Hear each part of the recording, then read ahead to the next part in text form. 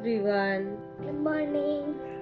আজকে এখন কফি খাচ্ছি। মা করে দিল, ঘুম থেকে উঠেছি। আর আমার কফি ভীষণ প্রিয়, কিন্তু হাফ দিন কলেজে দাঁড়ায়, আমি কফি খেতেই পারি না, তাড়াতাড়ি ভাত খেয়ে চলে যাই কলেজে।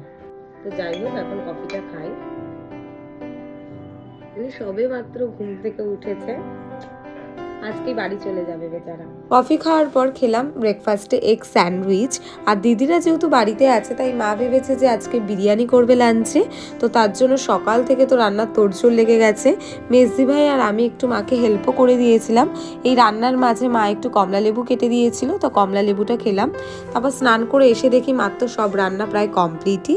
তো এখানে মা বললো রায়তাটা রেডি করে রাখতে, তো রায়তাটা রেডি করলাম। আর এটা হলো ভেজ বিরিয়ানি, যেটা মেজো আর পিসি খাবে। তারপর আমরাও খেতে বসে পড়ি। আর মায়ের হাতের বিরিয়ানি প্রত্যেকবারের মতো আজকেও ভীষণই ভালো হয়েছিল খেতে।